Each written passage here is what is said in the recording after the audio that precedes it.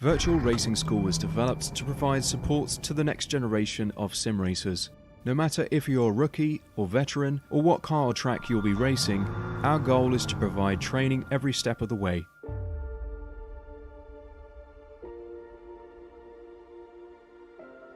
We found that iRacing can be quite difficult without proper training. There needed to be a way to prepare for on-track racing.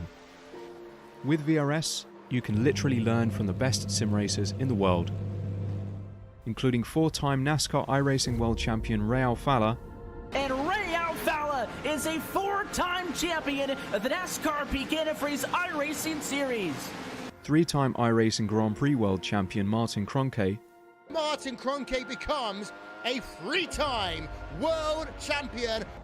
Rallycross World Champion Mitchell de Jong. Mitchell de Jong is now champion for the iRacing Rallycross World Championship Series. And many other top sim racers.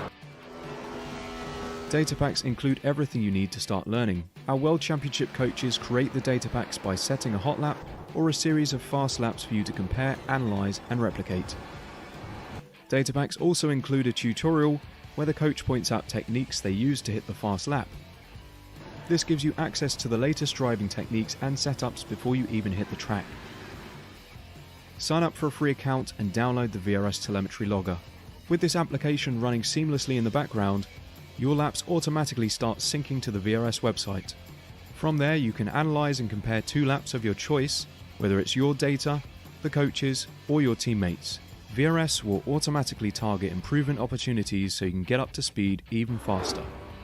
VRS also makes it easy for you to request and schedule one-on-one or group coaching sessions. These sessions can range from 30 to 90 minutes, and you can select the car, track, and setup combination of your choice.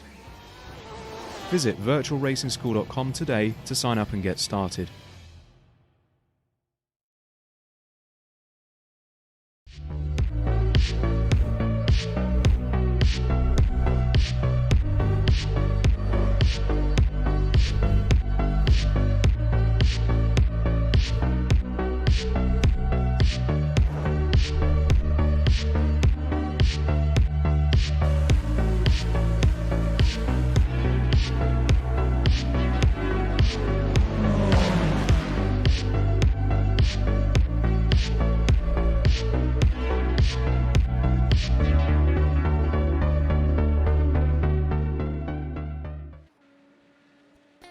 Hello and welcome to Apex Racing TV and the Radical Racing Challenge, Week 4 from Bathurst. My name is Sam Fitzpatrick, and alongside me is Tyler Newitt, Mark Chanter operating the cameras tonight. And we are here at the birthplace, the home place of Australian motorsport for this week of the series. Tyler, it's going to be good fun, this one. Super opportunity at a slipstream, also incredibly tricky, especially in these high downforce cars through the mountain section of the lap. So it could be one of the races of the season potentially. Yeah, Sam, I don't know if I've ever seen a bad race at Bathurst Mount Panorama. It just lends itself to action and good racing for sure. You mentioned it. There's the two long straights to get a toe down, but then you got to hang on to it over the top of the mountain. Should be exciting. You don't normally see cars with this level of downforce around Mount Panorama, so it should be interesting. I think GT3 is about as close as you get to this level of aero grip around here, but when you're starting to lift a tire off the ground coming over the top of the mountain, that aero grip isn't going to help you all that much. Absolutely, and with the low ride heights as well of these cars, really tricky to get down the mountain. The car's bumping up and down, probably scraping across the ground. It is quite a challenge for these drivers, and anyone who's done any recent races around this place should have an advantage. We last visited this place about 5 months ago, a couple of iRacing seasons back, and many returning drivers for this race tonight. Not returning though is Kane Halliburton, who has been in furious form so far this season.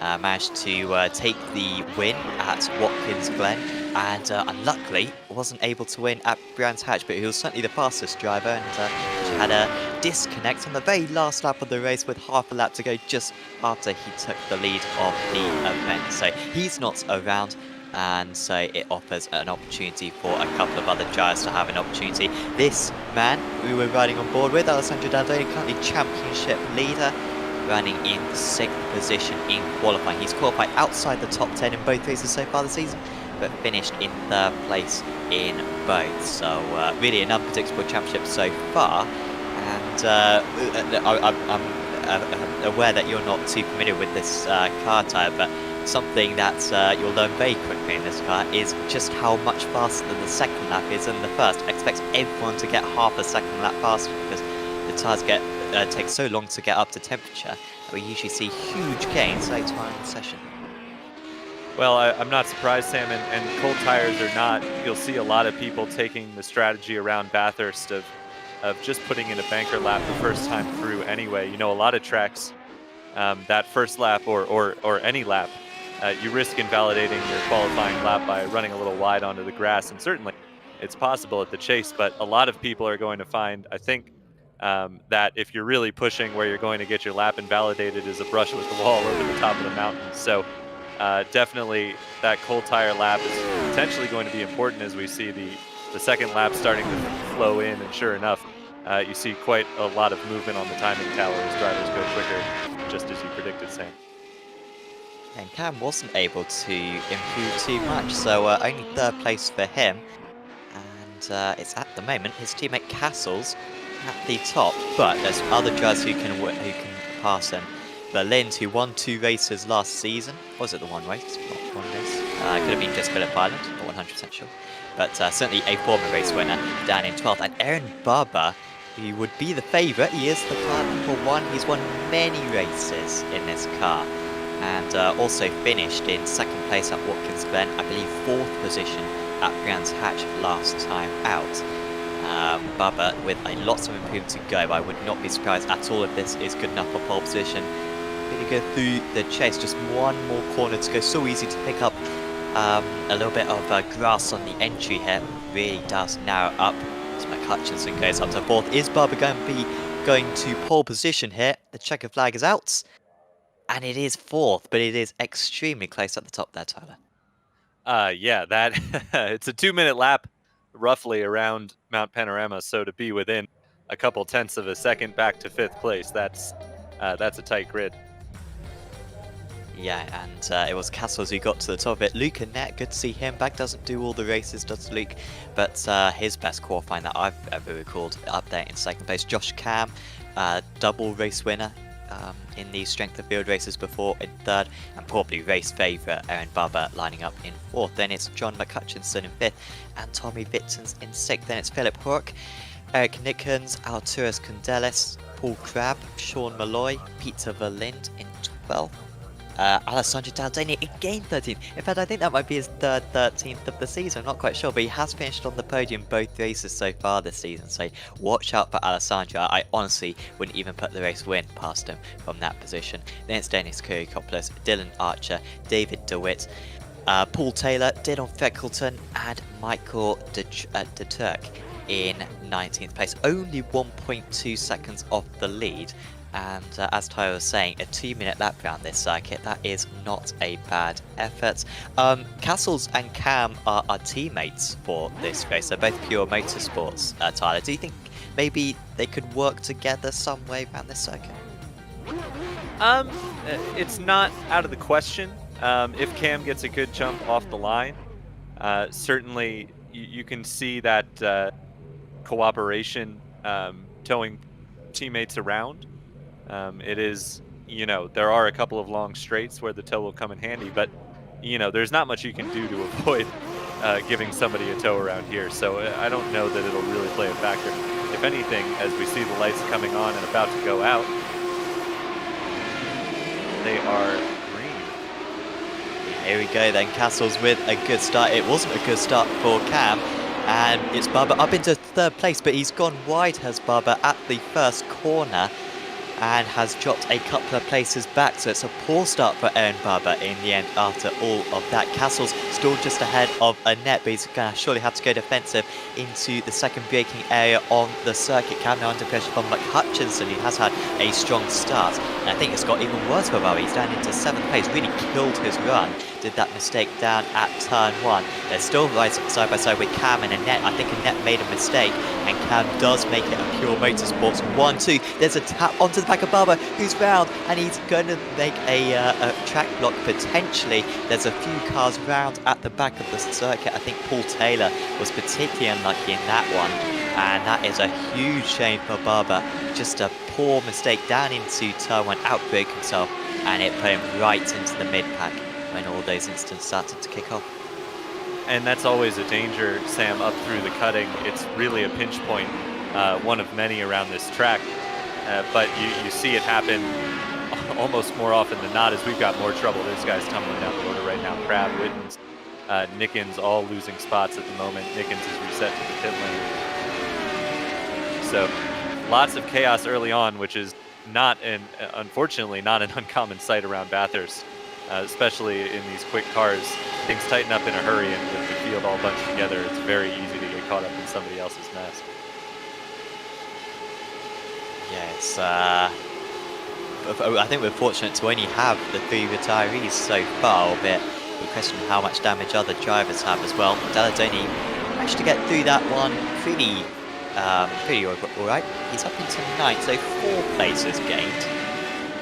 A huge amount of progress being made by Daladoni, considering that I think the retirees all started ahead of him. But he's looking to make another move up here. Sean Malloy does an awesome job of organising the Radical community, got this broadcast up and running. However, he's not going to get any points for that, or he's not going to get any positions for that in the race. He's down into 9th, and I think DeWitt as well will also move past using the toe of Mr. Daladoni. And yeah, DeWitt managing to make that move stick. He's up into 9th. We're going to get a replay here. This is what happened to Nickens, forced him to reset to the pit lane. Too much speed in the skyline. Oh, that's not something you see every day. A spin, a self-spin in the dipper. Usually the camber of the track just kind of carries the car around. It's a bit unusual to see the rear step out through there. If anything, you'd often see the front carry wide. So a bit of a surprise there, but that was costly for Nickens as well as the other drivers involved. Yeah, and with that incident along with the other incidents we saw, there's now a lead pack of 5 going for the race win. McHutchinson and Cam with race wins. Of course, McHutchinson won last time out at Brands Hatch. He won at Okayama last season as well.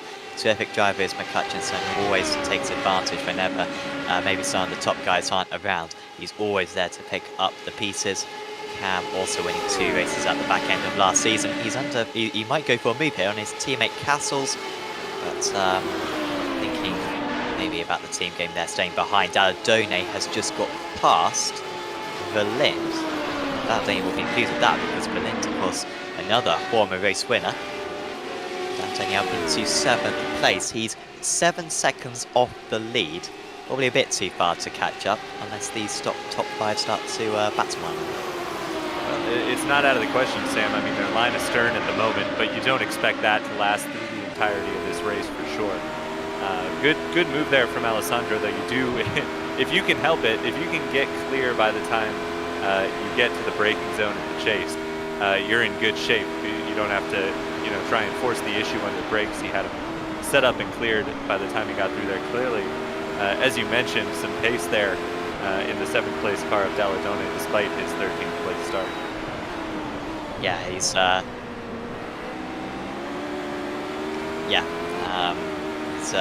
needs to sort out that qualifying, but it is very tricky in this car. And the more experience you got in it, the more you can learn how to warm up the tyres, and it can really prove very effective. Our broadcaster for this race, for the series, Mark Trento, pointed out that the last time we had a top 2 between teammates around this track, they crashed one another, which is what happened about 4 months ago when we last visited this circuit. So And those were it was Lopez and his Fordzilla teammate. I'm not sure what his teammate's name was, but they came together down the into the chase, and so it could happen again tonight potentially. But they're keeping it nice and clean. As we see, Van der Herk at the back of this pack might have a run at McCutcheon.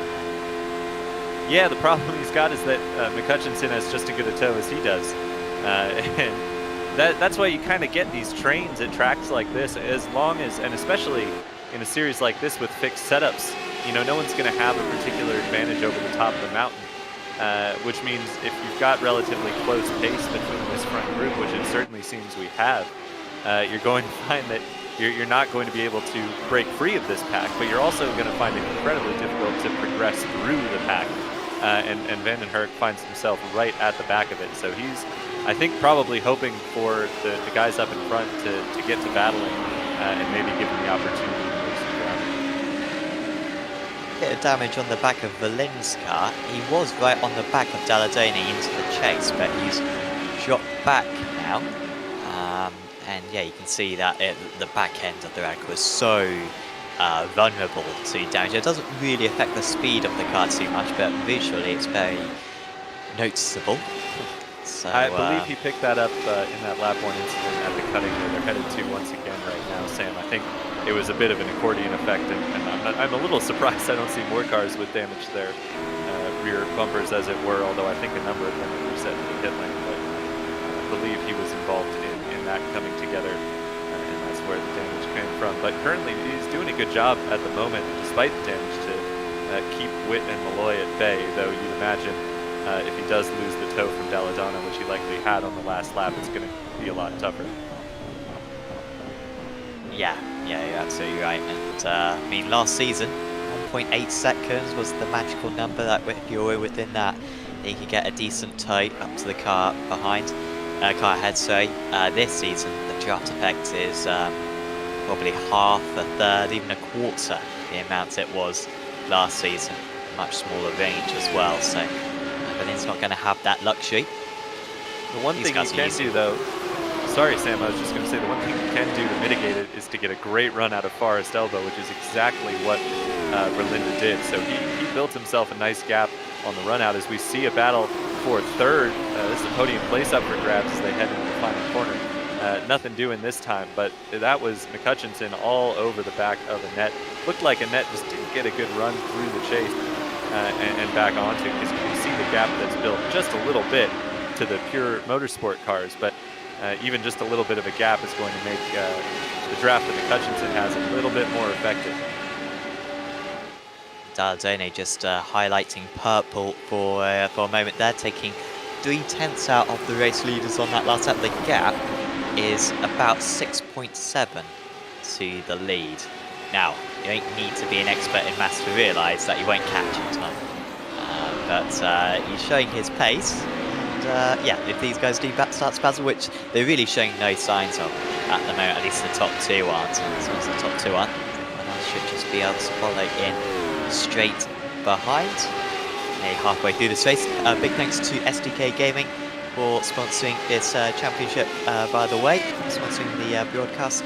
Of course, SDK Gaming providing our immaculate graphics. The graphic at the bottom of the screen, the lap time comparison, a graphic that I absolutely adore. For some reason, they don't use it in Formula 1 anymore. It's so good. I like the colours. It's very informative.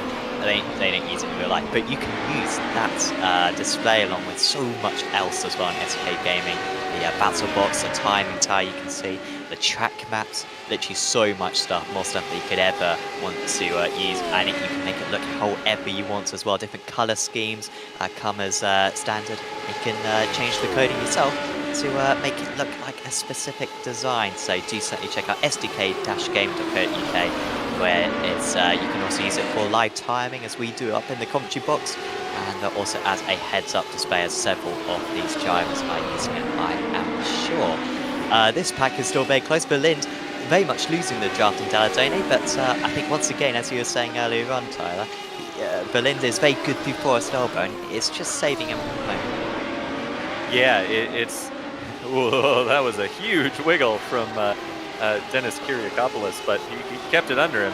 But you're absolutely right, Sam. It's about the only thing you can do to mitigate the draft effect. This is the other corner that's important. Probably the two most important corners on the track are Forest Elbow and Hell Corner Turn 1, because if you're going to, you know, stave off any sort of attack, you need to get a good run out of those corners. And so far, Berlinda's been doing an excellent job of that. Did notice the last time through the chase, we saw the first hint of battling with our race leaders. Cam took a defensive line against Annette. The first kind of signs that anyone up there is going to try anything, but seemed to be purely defensive maneuver from Cam, and nothing Annette was able to do about it. Here we see Daladone closing in on Candelas. He's definitely within tow range now, and Candelas doesn't have anything in front of him. So you see the difference in time with that awesome graphic you were mentioning, Sam, at the bottom of the screen. Alessandro's really been reeling it in, but you can see how important qualifying is, because that 2.5 second gap on lap 1, that's the difference between Alessandro being where he is right now and being up with that lead pack. And it's just a matter of being caught in traffic and having to pick your way through people's mistakes on lap 1. So very important to qualify up front here. Yeah, and this is probably one of the easiest tracks to overtake in that we go to all season. And yet, yeah, you're absolutely right. With the 25-30 minute races we have in this championship, you need to be near the front. Again, Berlin has just about enough. I am sure he would have been overtaken 3 laps ago if we had last season's draft model, but he's just got enough. And it's actually Sean Malloy who is looking to get the move done now. Malloy usually with absolutely wretched luck in this split. He has to wake up quite early in the morning in order to race this split. And with his Aussie connection, usually he gets the netcode. I was shocked that he wasn't taken out. Unlike his fellow countryman Paul Taylor on the opening lap, he managed to get through it all. This would be one of Malloy's best results in a strength of field race, as we cut to the top 5 who look pretty much as close as they've been for the whole 12.5 minutes of this race. Yeah, it's fun, Sam. If you're somebody in this front group here, you're doing the math as to, okay, when do I need to start moving forward?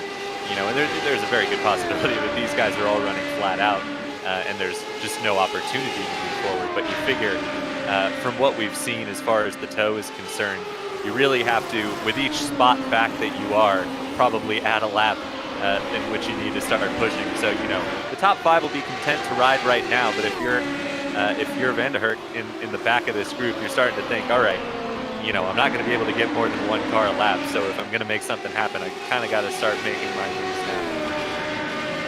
Yeah, so that's a very good point.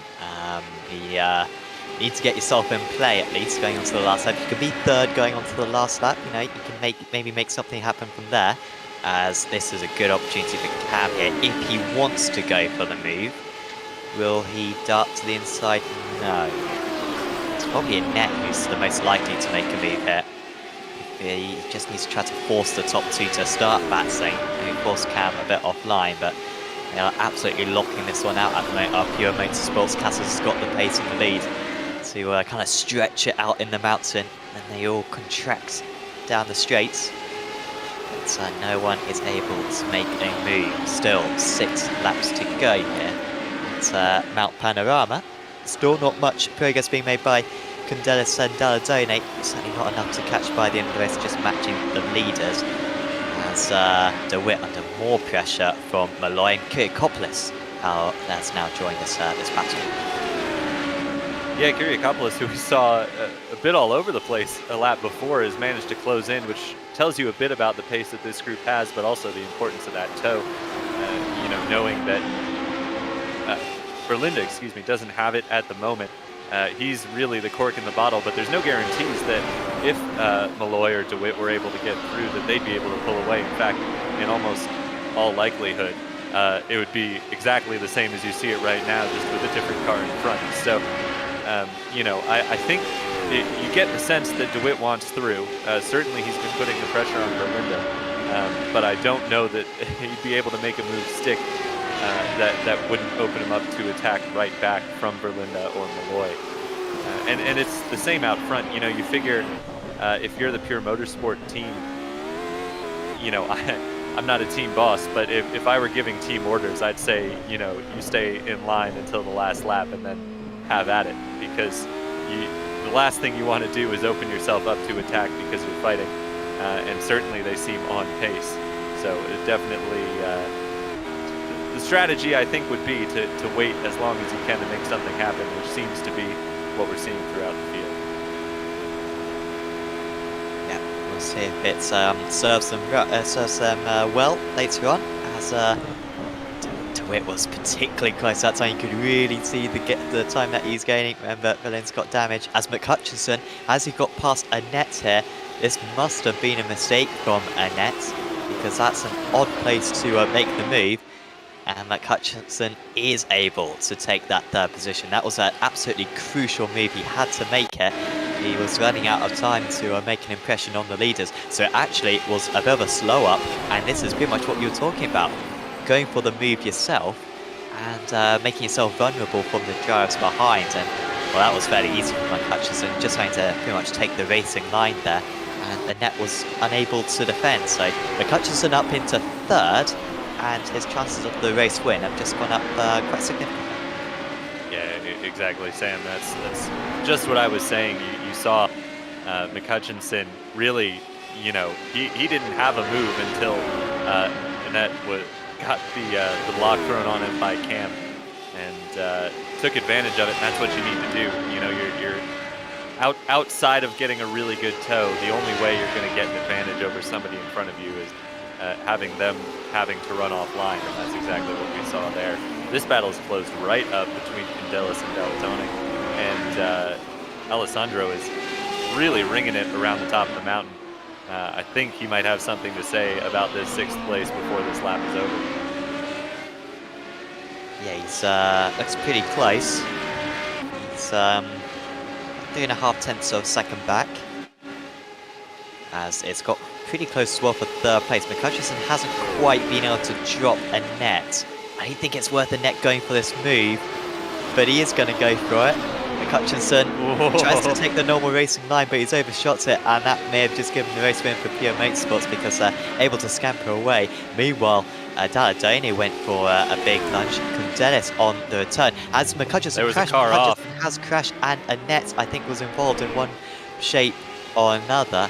And the shape of their cars is pretty bad now. Daladoni also with a poor exit, but what happened down to the final corner, I think McHutchinson was pretty annoyed at Annette for trying to go for the move, so he tried to take the racing line but overshot it, and now Annette's gone to the outside. Oh, well, I said in qualifying how it narrows up there, just the tiny deviation on the white line on the outside of the circuit, and they just didn't leave each other enough room there. But I'm surprised that Annette went for the outside there. I mean, he went to the outside on the previous lap, it lost him a place, and yet he was trying to kind of do the same thing on that lap. It maybe wasn't the wisest thing to do. Well, Sam, I think anyone who's familiar with American motorsport is familiar with the term the Pruitt fade, and I hesitate to put much, if any, blame on Annette there. I don't think he did anything wrong. You know, he ducked to the outside, and it really just seemed like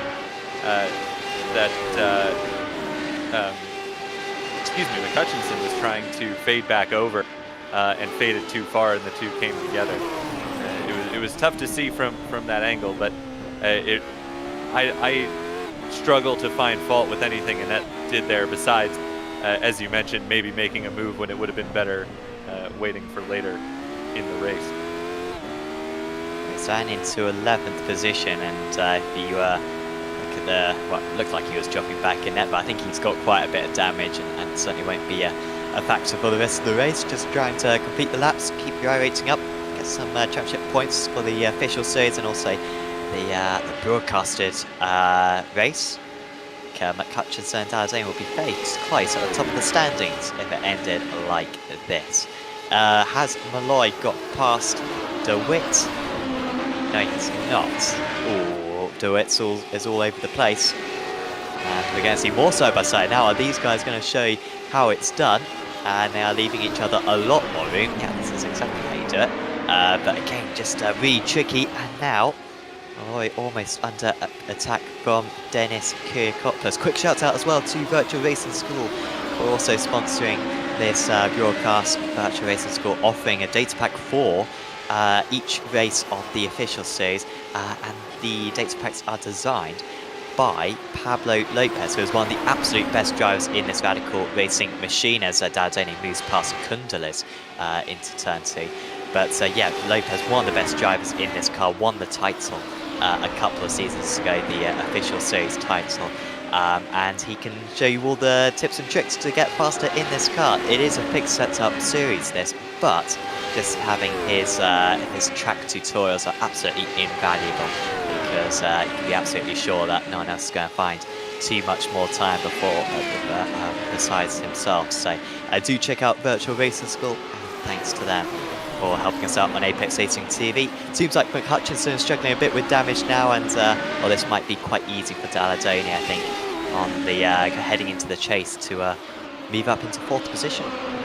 Well, both Daladone and Kundalis set personal fastest laps that last time around, and that was improving on the fastest lap of the race for Daladone. So he's definitely got the pace right now, and really seems like McHutchinson doesn't. But you know.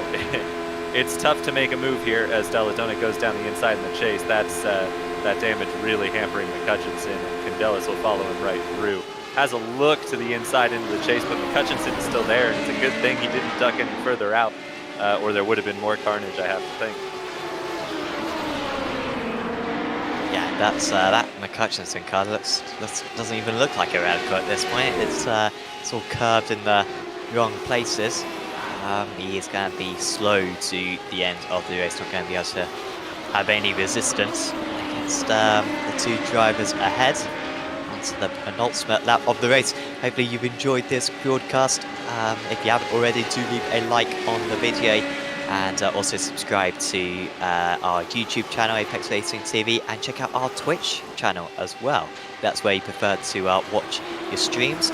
It's also particularly good for when you're watching or when you're using the live timing, because there's barely any latency on Twitch. So do check out our Twitch channel over on that platform and give it a follow. I think we've already got about 1,000 subscribers already over there. So yeah, just a lap and a half of the race to go.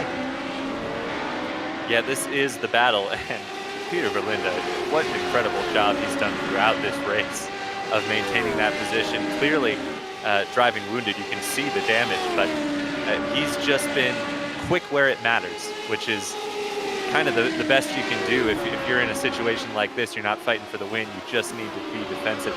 Here are the Pure Motorsport duo who have pulled a gap on Philip Vanden here for 3rd place. It's really going to come down to these 2 for the win, as we somewhat expected all along.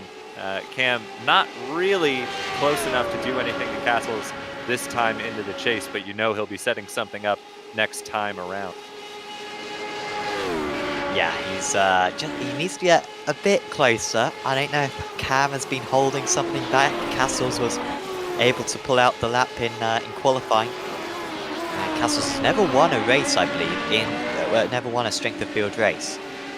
Broadcasted by us, so this would be a big deal if he could take it. Cam with the 2 race wins, as the checker flag, the white flag, apologies, is out. The checker flag, I'm sure, will be being prepared as Kundalis is trying to come back at Daladone. He was able to catch, was able to pass, but Kundalis with the response right there. He's back past Daladone, now trying to break the draft, and wow, this will be a tight duel between these 2 on the last lap. And there were some big defensive maneuvers last time around from Daladone, and it almost paid off, but wasn't able to fully cover into the final corner. Oh, that's a tough place to go around the outside. Through Griffins, he's done it, and that sets him up well as he heads into the cutting. Not a place, though, to go through too wide, and he wisely backs out of it. He's got a better passing opportunity at the end of the lap anyway. Better not to risk putting your car on the wall and throw away a top 5 finish just to secure 4th place. Yeah, he's definitely got a good opportunity. If anything, this is where he wants to be behind, when you're this distance back. It looks like Josh Cow might be a bit too far back, honestly. He's 0.4 of a second back, heading into Fossil. Well, they at least according to our screens, is able to close in a bit, but this isn't much closer than he's been on all the other laps. So if he had something spare, this is going to be where he's going to have to show it. Van der Herk actually is the one who's able to catch these guys half a second faster on the last lap, but he's going to be too far back. Now Cam starts to really gain the meters, but he's lifting out to the thoughts. I think he's conceding this one to his teammate. They're happy to take the 1-2. Dardone isn't conceding 4th position at all. He's trying to get past Kundelis right at the finish. Dardone up the inside. Kundelis is round, and McHutchinson will gain that place, but out in the lead, it is a pure motorsports 1-2. It's not going to be a pure motorsports 1-2 because Cam has bottled it at the final corner, and it's Van der Herk who manages to take 2nd place, but it's still Antcastles from pole position who takes his first ever race win in the Strength of Field Friday night split in the Radical Racing Challenge. Congratulations to him, especially as the seed number 10. It was super close behind Belinda, who was able to beat DeWitt. Kundelis ended up in the middle of that pack in 8th place, beating Malloy and Kyriakopoulos. Annette had a spin on the last lap, so ended up 12th.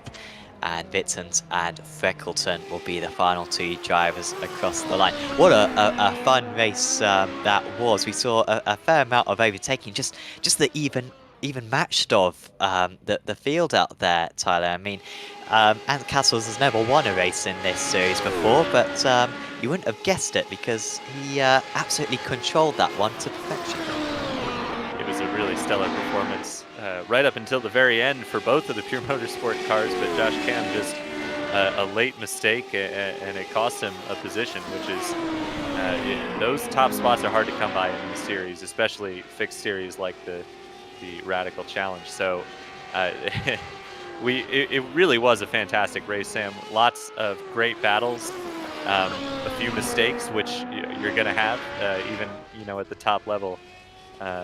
Top split in iRacing, it really made for an entertaining race. And I said before, I don't think I've ever seen a race that wasn't entertaining around that panorama. And I think that still holds true after this one. Absolutely. McHutchinson's going to go for the jump hit. I think Dardone is going to follow him. He's got a bit of a slide on here. Oh, it's an absolute fail.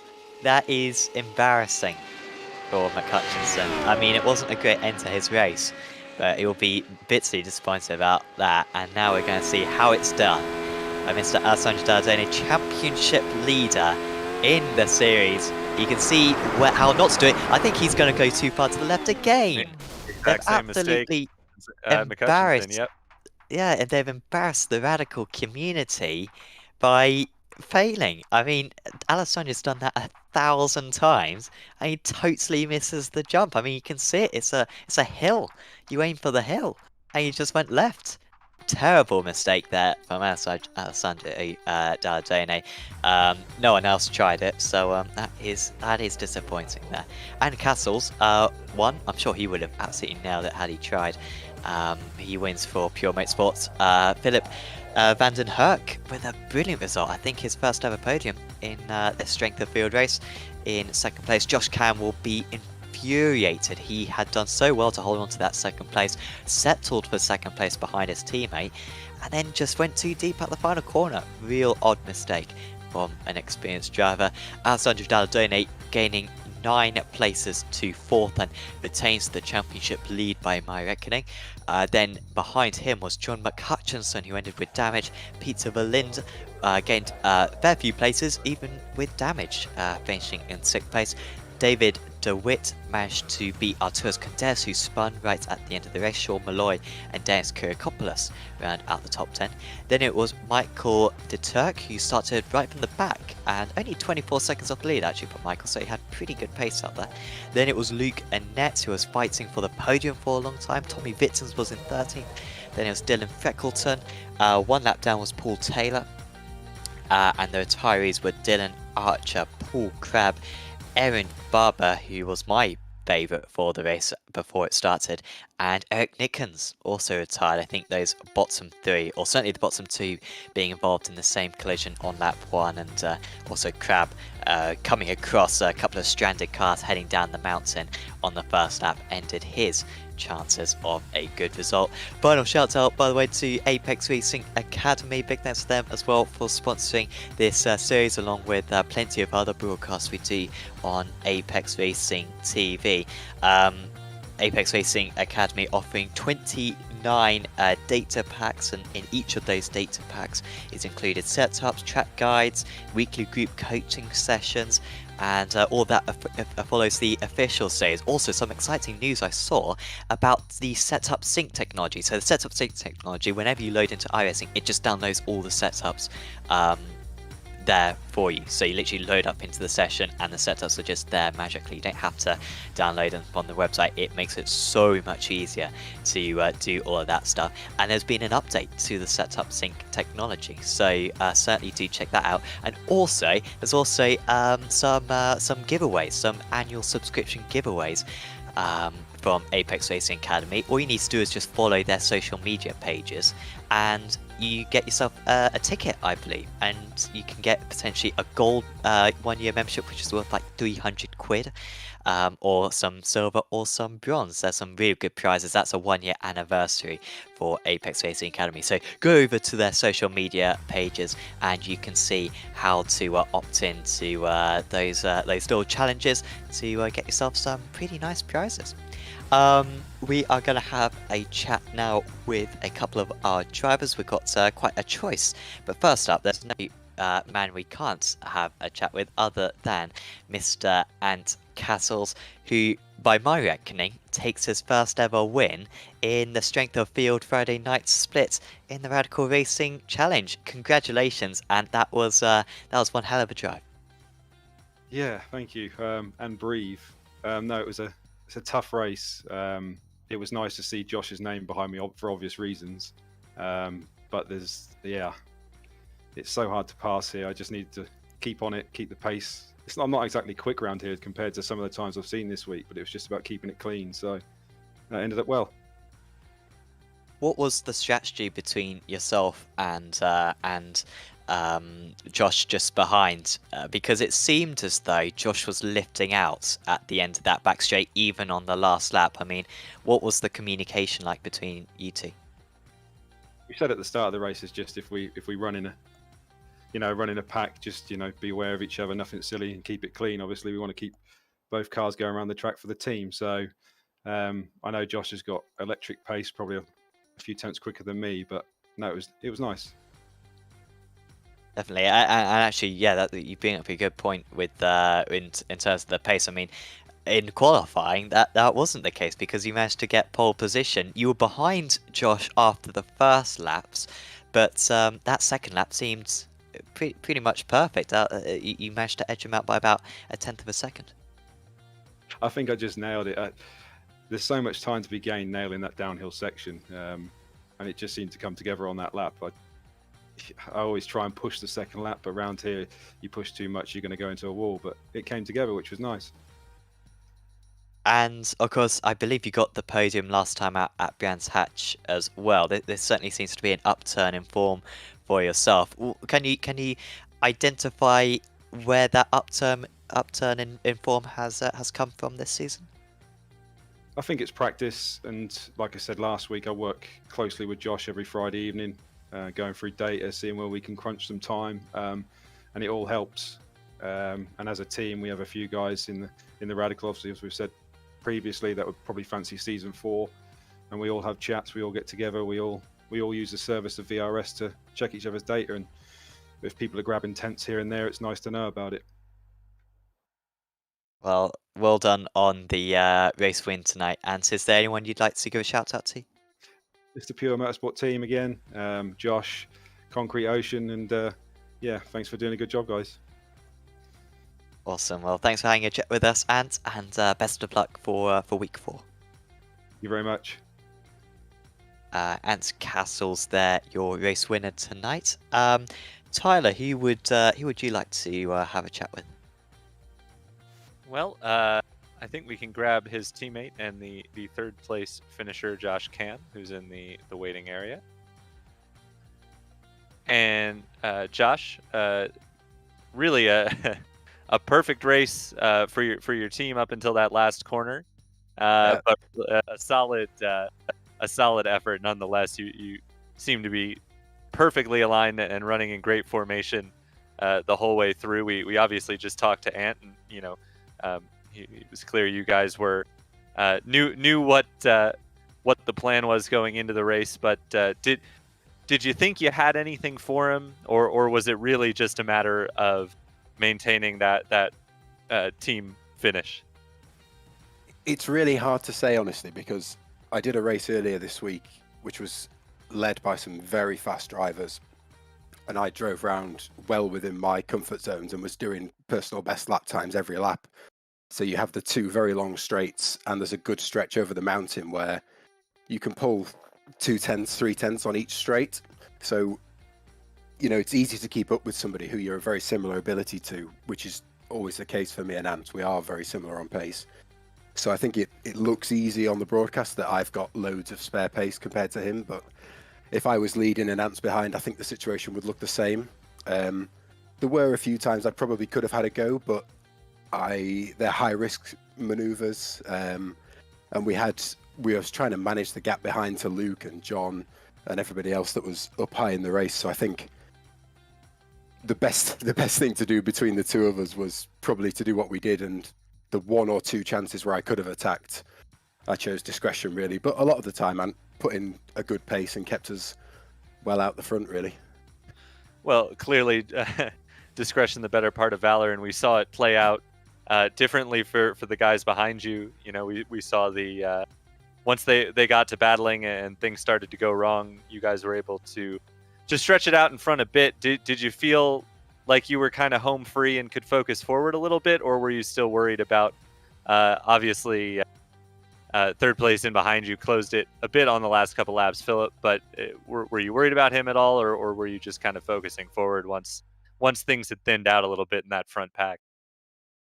Yeah, I think once it thinned out, the stress level dropped a little bit, because there was so many times we'd head into a braking zone where I was 0.2 of a second behind Ant, and I had Luke or John 0.2 behind me, and there you can't brake early, you can't brake late, you've got cars so close behind you, so the heart rate is definitely high in those situations. Once you have a second gap behind you, the car is still in the slipstream, but they're not an immediate threat on the next corner, so that frees up a little bit of your brain capacity to assess other parts of the race. But the reality is you can see the car in front, but not so much the car behind, so you do drive looking at the relative display box in iRacing, checking the gap behind you.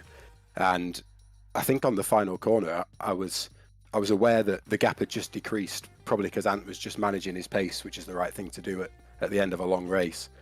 And I think I'd braked late to avoid any potential threat from behind, and just put myself so much closer into Ant's dirty air that the rear wing pretty much stalled out, and I had to choose between, do I go for the hero move and probably end up in the barrier, or do I keep a double podium, which I think it's a shame to throw away the 1-2, but I don't feel we could have done a great deal more.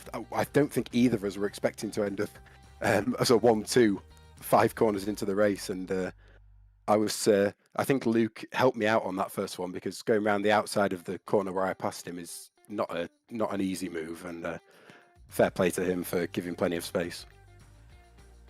Well, very good, Josh. And of course, the final and most important question is: are you going to beat Ant next week? Where are we next week? No, you'd have to ask Sam for that one. So no. Oh, apparently I'll drop him in now that Ant's an absolute demon round Sonoma. So, and I've pretty inexperienced there. So I guess it's check back in next week to find out. Very good. Well, thanks for joining us in the booth, Josh, and congratulations again on your podium and third place finish. Josh Cam. We've got a couple more interviews to go. I'd quite like to have a chat with Sean Malloy, who was able to get into the top split. Always great to see you in the top split, Sean. And I think, by my reckon, that's one of your best results in the top split, because usually something goes wrong, whether it's with netcode or something. But that race went really well. Hey, Sam. Yeah, it was look, it was a little bit frustrating. There was a incident. You guys would have seen it. There was I don't know who died in the cutting, but there was definitely some death there. And I ended up tapping the back of Peter, and then he looked like he got a bit more damage. And then so I just sort of stuck behind Peter and David, and we all had a clean battle. But I felt like it could have gone a bit quicker. But that's what happens. How close were you to getting past David? Because it seemed like, well, it just seemed like you three were like could get within 1/10 of one another every single lap going into the chase, but you could never break the deadlock. I mean, was there a reason for that? To be honest, I checked the car afterwards. I thought maybe I'd picked up a bit of aero damage when I rear-ended Peter on lap 1. But there was no visible damage. But yeah, every time I started to get a run on him, and I'd pull out and just not go anywhere, and then not get far up enough beside him to really make there was a couple of times where I might have got a pass, but also you're nervous. You don't want to wreck someone else's race. I'm a pretty I'm definitely not an aggressive driver. So there was times when maybe I could have pushed something but I backed off instead. So yeah. But it was fun. Yeah. Of course, you're the head honcho in the Radical community. How have you? What were your reactions when you found out about the slipstream change for this season from iRacing? Because I mean, that's something that the community have been asking for quite a while. Yeah, so just that was basically it's a good improvement. For example, Bathurst was particularly bad. You would get sent on from 1 and 1.2 seconds back coming down the mountains. You'd beat someone by 1.2 seconds, and then by coming into the chase, they're diving you. And that doesn't happen anymore. So if you can stay within a couple of tenths, like half a second of a fast driver, like I've had a couple of races here where you can still get towed around by someone faster, but it's definitely rewards the drivers who are making clean exits and getting those good exits. So yeah, I like it. Awesome. Well, congrats on the 9th position tonight, Sean. Is there anyone you'd like to give a shout out to? Yeah, obviously everyone who donated. I know some of the other series really struggled to, I'm the head honcho. I'm the bag shaker. I basically just go and ask people for money. But a lot of other series struggle to get the targets that they need to pay the coverage, to pay you guys. And there are so many generous donators in the Radical community that will donate $100, $150. It really blows me away every time. So thank you to everyone who did that, and thank you to everyone who watches, and thanks to you guys. Well, thanks for hiring us, because we absolutely enjoy to broadcast this series. Hope to see you back next week, Sean. Thanks. See you guys. Sean Malloy there, 9th place finish tonight. Tyler, who would you like to have a chat with next? Well, I was going to grab Alessandro, but I've just seen Philip, who I assume is our second place finisher, Philip Vandenherk, pop into the channel. So let's see if we can grab him. Philip, you there? Yeah, I'm here. Well, I am new to the series, but Sam, I believe, said that this is the first podium for you in the Radical Challenge. So congratulations on that. Thanks. It seemed to be a race of picking up the pieces for you a little bit, and not to discount your pace at all, because obviously it takes some to hang with the quick guys for sure. But just a steady working your way forward and resulting in a second place finish. Yeah, my start was not that great, and I was in 5th position, and I just tried to stay within the draft, and then hoping that something would happen in front of me. It's mainly the plan, so yeah. Certainly, things did happen in front of you. and I have to believe you weren't expecting to get second place right in the final corner, but nonetheless you did. Kind of talk us through what it was like for you in that pack of 5, because I know for a good portion of it you were at the back of the pack. Was there any way that you could have moved forward without trouble in front of you, or was it just a matter of sticking with the pack and just having to wait for things to happen? I think it was mainly just sticking with the pack, because I had a lot of understeer in the first corner, and also coming down from the hill, the hard braking zone. They were very fast. I couldn't keep quite that close with the 4 guys in front of me. So yeah, it was just trying to keep the gap as close as possible, and then just hoping that something would happen, which happened. So yeah. Well, excellent. It was a stellar performance, Philip. I'm informed we go to Sonoma next. Is that a track that you have some familiarity with, or will that be a learning process for you? I think that will be a learning process. I don't think I ever driven there, so it's kind of new to me. Good. Well, I guess you'll have some learning to do, but hopefully you can back up this podium with another one next time. But either way, congratulations once again on your second place finish, and thanks for joining us in the booth, Philip Vandenhert. Yep, thanks. So I got one more interview to go, and I'm really pleased that I managed to get this last interview, because I want to interrogate this this joke of a man, because he has embarrassed himself, he's embarrassed his family. Mr. Dardone, what on earth was that jump? That was the worst jump I've ever seen. Exhausting for that. I told him last week that I was gonna do the jump, and he dug all the way down to carry off all the sand and gravel to make me fail. And that's why he's not here tonight, because he was scared of me cursing him after the broadcast. I do not believe a word of that, and I'm going to drop the matter because I'm genuinely quite upset about it all. I'm not going to lie, but we'll move on to the race. It was another 13th place on the grid. Am I right in saying that was your 3rd consecutive 13th on the grid? I have no idea, sound really. I just qualify. My qualify is my practice essentially for the day, because I come from work like 15 minutes earlier than the race. So these are my first laps essentially for the Friday day session. So essentially they are my warm-up laps. But hey, it's fun. I get to go through the field every week, and I'm having a lot of fun every time. Absolutely. Well, your pace was superb, and then you had that brilliant battle with Arturus.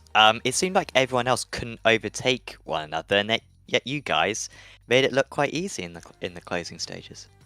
Yeah, if you are 3-4 tenths behind someone on the main straight, and obviously they are outside of the draft range, and if you land your car on the tough chicane there, and know that the guy around you is gonna keep it clean, then it's quite doable. But obviously if you don't trust yourself or don't trust the people around you, then it's gonna be quite bad. I thankfully had raced already with Arturus and many other guys during the week, and I know they keep it clean, and if something happens it's just because sometimes bad things happen. So I'm really happy about the result today, and obviously thanks to Arturo for keeping it clean again. Next up we head to Sonoma. By my thinking, isn't overtaking going to be like impossible around there because of the turbulent air? I mean, that place is pretty much all corners. Yeah, I think it's gonna be quite difficult, but I think the most important thing is gonna be to keep the car on track. I don't know if we are racing on hot conditions or early morning or whatever. That's gonna definitely impact the racing quite a lot. But if you go out, you can always get some wine and have a pleasurable day in the Sonoma County, drinking some wine and thinking about the next week if you don't make it to the finish line. That does sound splendid. I'm sure they you'll be right at the top of that one. So congratulations for keeping the lead in the championship, extending your lead in the Nice. championship, I believe, tonight. Is there anyone you'd like to give a shout out to? Yeah, obviously to you guys for these great broadcasts. To Tyler that is coming in for the Mr. Man Austin Knight. And obviously always to Ipcheck Law Firm for being on my side, even though so far this season I haven't had to use my insurance yet, and which is quite remarkable if you know me. Yeah, sod's law, isn't it? You fork out on some insurance and yeah, won't have a crash for the rest of your career. I'm sure you'd quite like that though. Thanks for having a chat with us, Alessandro. We'll see you in 7 days' time. Absolutely. Thanks, guys. Alessandro Dalladone there. Like I said, championship leader. He's really been raking in the points, 2 third positions and a 4th position. And with his with Aaron Barber in particular having a bad day tonight, he is going to be quite far ahead in the championship. Should have that lead for at least the next couple of rounds.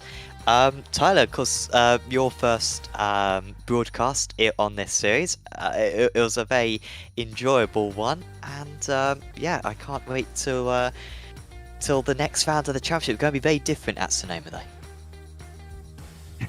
Yeah, I'd imagine these cars will put on quite a show. Sonoma's a great track. In many ways, not unlike Bathurst, although you don't get the long straights. But no, a fantastic race today, and I'm happy I was able to fill in this time around. Unfortunately, I'm not going to be able to make the next one because I've got a dentist appointment. So, I would much rather be here, but no, it's not to be, unfortunately. But I will be tuning in from under the drill if I can. But a really stellar show and you know, solid performance from these guys who clearly have a handle on these seemingly crazy, ridiculous machines. Definitely, they are super tricky to tame, but when you can, it is some of the best racing in all of iRacing, so do certainly check them out. Anyone who's listening along, check out the Radical SRA. It's one of the best communities in all of iRacing, so one of the most friendly, absolutely. Really, everyone knows each other fairly well. Official races all week long, pretty much any time slot you do, you can get an official race under your belt, and most of the time slots have multiple splits as well. I mean, this Friday night split, it sometimes has over 100 drivers signing up, so certainly do sign up in the Radical. It's a fixed setup series as well, so if you just jump into an official practice session, do some laps, that's pretty much the guide. You can get up to speed nice and quick, and yeah, to race, like I said, it is so much fun to do. Big thanks to, of course, SDK Gaming, to Virtual Racing School, and to Apex Racing Academy. Links to all of them are in the description below. Also make sure, of course, to leave a like on this video, check out our Twitch channel, and check out our social media as well on Twitter, on Instagram, and on Facebook. Give us a like on all those platforms where we regularly post highlights of our races and little notifications about all the races that are coming up. Anyway, I've been Sam Fitzpatrick. Alongside me has been Tyler Newett. Mark Chancer has been working in the background for the production side of things. Thanks for tuning in. We will see you next time out at Sonoma in 7 days' time. See you then.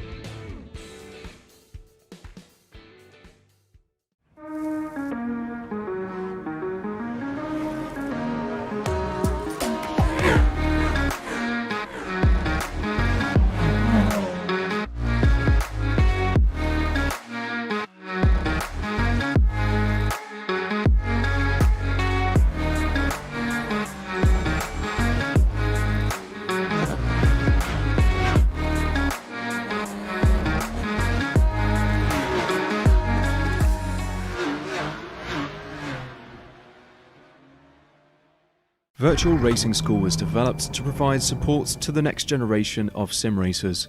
No matter if you're a rookie or veteran or what car or track you'll be racing, our goal is to provide training every step of the way.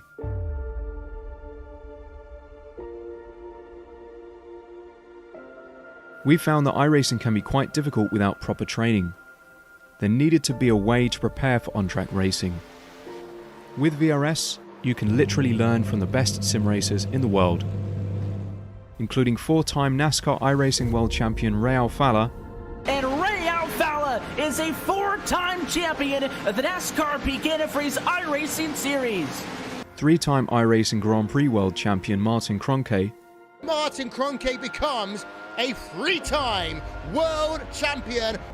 Rallycross World Champion Mitchell de Jong. Mitchell de Jong is now champion for the iRacing Rallycross World Championship Series. And many other top sim racers. Data packs include everything you need to start learning. Our World Championship coaches create the data packs by setting a hot lap or a series of fast laps for you to compare, analyze, and replicate. Data packs also include a tutorial where the coach points out techniques they use to hit the fast lap. This gives you access to the latest driving techniques and setups before you even hit the track. Sign up for a free account and download the VRS telemetry logger. With this application running seamlessly in the background, your laps automatically start syncing to the VRS website. From there, you can analyze and compare 2 laps of your choice, whether it's your data, the coaches, or your teammates. VRS will automatically target improvement opportunities so you can get up to speed even faster. VRS also makes it easy for you to request and schedule one-on-one or group coaching sessions. These sessions can range from 30 to 90 minutes, and you can select the car, track, and setup combination of your choice. Visit virtualracingschool.com today to sign up and get started.